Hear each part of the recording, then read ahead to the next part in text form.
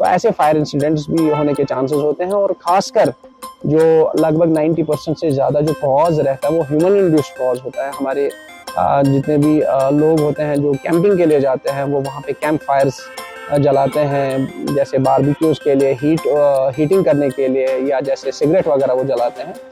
तो वहाँ पे हमें प्रिवेंटिव मेजर्स पे काफ़ी फोकस करना पड़ेगा। हमें ऐसी प्रैक्टिसेस जिनसे आग लगने की प्रोबेबिलिटीज़ इंक्रीज़ होती हैं, हमें वैसी प्रैक्टिसेस से परहेज़ करने की ज़रूरत है। बहुत ही अनफॉर्चुनेट है, हम सब के पास आज मोबाइल फ़ोन भी है और अवेयरनेस भी है। फायर डिपार्टमेंट का एक टोल फ्री नंबर जो कि 101 है, बहुत ही सिंपल है, आपको कोई और नंबर याद करने की ज़रूरत नहीं है। जब भी आप फायर इंसिडेंट देखें, आप 101 पे कॉल करेंगे।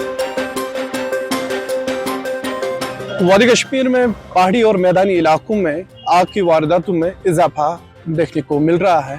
हर दिन अलग अलग इलाकों से हमें आग की खबरें जो है वो मौसूल होती है। इस सब पे तफसील हमारे साथ बात करने के लिए deputy director fire and emergency services Kashmir Aqib Hussain Mir है। इनसे तफसीलन इस पर जानने की कोशिश करेंगे। आकिब साहब, thank you for joining us. Programme में मदद करने के लिए आपका बहुत बहुत शुक्रिया। तफसील ना आपसे जानने की कोशिश करेंगे कि खुशहाली के मौसम में हम देखते हैं कि वादी कश्मीर में पहाड़ी इलाकों और मैदानी इलाकों में आग की खबरें जो है हमें सुनने को मिल रही है, वजह क्या होता है? देखिए, जैसा आप देखते हैं कि इन दिनों भी काफ़ी सारे जो ड्राई स्पेल होने की वजह से हम काफ़ी सारे फॉरेस्ट फायर्स देख रहे हैं, या जैसे हाउस होल्ड फायर्स भी काफ़ी ज़्यादा हम देखते हैं, जो हम स्ट्रक्चरल फायर्स बोलते हैं। तो रीज़न यही रहता है कि जो खुशक साली चलती है, जब बारिश काफ़ी दिनों से नहीं होती है और ख़ासकर अगर टेम्परेचर भी इसमें जो है उसमें इजाफा हो जाए, तो जो वेजिटेशन है, लीव्स वगैरह है, श्रब्स है, तो ये सारी चीज़ें जो है ड्राई हो जाती है और ये एक फ्यूल का काम करती है। और उसके बाद जो है हमारी नेग्लिजेंस या जो नेचुरल कॉज भी कहीं जगहों पे रहता है, तो ये चीज़ें काफ़ी इजीली जो है आग पकड़ लेते हैं। और अगर हम इन चीज़ों पे जो है कोई प्रिवेंटिव मेजर्स इनिशियल या जिसको हम फर्स्ट एड बोलते हैं, अगर हम फर्स्ट एड का इस्तेमाल नहीं करेंगे, तो ये ऐसे आग जो है, जैसे हम फॉरेस्ट में भी देखते हैं, काफ़ी ज़्यादा फैलते हैं और उनको बाद में फिर कंट्रोल करना काफ़ी मुश्किल हो। तो अगर हम वादी कश्मीर की बात करेंगे, फायर एंड इमरजेंसी जहाँ तक दम कम कर सकता है, कर रहा है, सोसाइटी का क्या रोल है इसमें?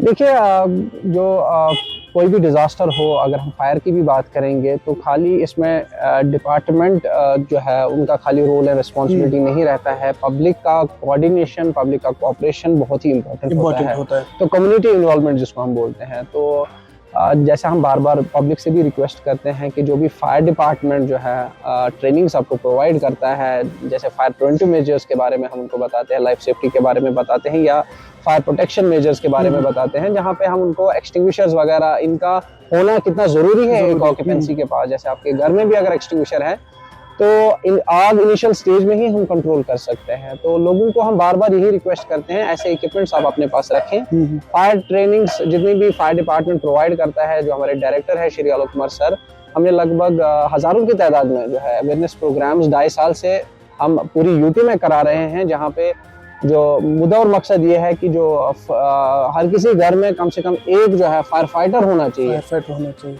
क्योंकि उससे क्या होगा कि जब भी फायर इंसिडेंट होगा, तो हम फायर को इनिशियल स्टेज पे ही कंट्रोल कर सकते हैं। तो लोगों से रिक्वेस्ट है कि ऐसे अवेयरनेस प्रोग्राम्स में आप बढ़ चढ़ के हिस्सा लें, और जब भी आप ऐसी चीज़ें सीखें फायर डिपार्टमेंट से, तो आप उस नॉलेज को पास ऑन भी करें। तो फायर एंड इमरजेंसी सर्विस की अगर हम बात करेंगे, इस वक्त फॉरेस्ट फायर में इजाफा होते हुए नज़र आ रहा है, तो कितनी चैलेंजेस का सामना आप लोगों को करना पड़ रहा है? ये फॉरेस्ट फायर्स का अगर हम जिक्र करें, सबसे पहले तो फॉरेस्ट का हमारा बहुत ही बड़ा सरमाया है। 20% लगभग हमारा जो ज्योग्राफिकल एरिया है जम्मू एंड कश्मीर यूटी का, वो फॉरेस्ट के अंदर आता है। हमारे हर किसी डिस्ट्रिक्ट में लगभग फॉरेस्ट है। तो जनरली जो हम फॉरेस्ट फायर्स देखते हैं, 2 टाइप्स के कॉज रहते हैं, नेचुरल कॉज या जो ह्यूमन इंड्यूस्ड कॉज होता है। नेचुरल कॉज में हमारा जैसे लाइटनिंग, थंडर, या इवन स्पॉन्टेनियस कंबशन, जो कि बहुत कम लोग जानते हैं कि जो है कई बार जो हमारे ड्राई लीव्स वगैरह होते हैं, तो हाई टेम्परेचर की वजह से उनको इग्नाइट करने की जरूरत नहीं पड़ती, वो ऑल ऑफ सडन खुद ही इग्नाइट होते हैं।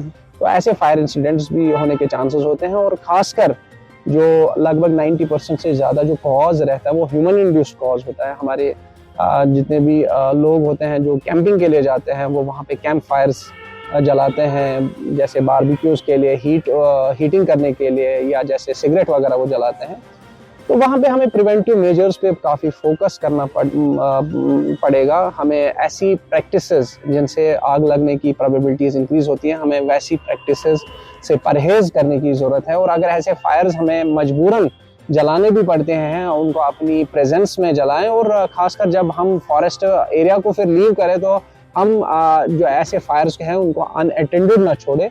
और ख़ासकर जो हमारा जो फॉरेस्ट के नज़दीक जो हमारी जो स्ट्रक्चर्स होते हैं, जो हैबिटेट है या जो जहाँ पे हमारे स्ट्रक्चर्स वगैरह है, तो हमें ऐसे ड्राई वेजिटेशन को क्लियर करना पड़ता है, वरना जो ये फॉरेस्ट फायर्स है इनकी जद में हमारे स्ट्रक्चर्स भी आ सकते हैं। तो आखिर पर आकिब साहब, आपसे आपकी क्या मैसेज रहेगी कि वादी कश्मीर के लोगों के लिए? ज़्यादातर जब हम देखते हैं कहीं पे आग लगती है तो पूरा गुस्सा जो है फायर एंड इमरजेंसी में निकाला जाता है, तो आपकी क्या मैसेज रहेगी? देखिए, मेरी मैसेज जो है, जो खासकर डायरेक्टर सर की भी जो advisories time to time issue होती है, मैं ये बताना चाहूँगा कि आप उन एडवाइजरीज को इम्प्लीमेंट करें। खासकर जो फायर सर्विसेज का मोबाइल फ़ोन नंबर है जो कि टोल फ्री है 101, आप उस पर फ़ोन करें जब भी आप फायर इंसिडेंट देखें।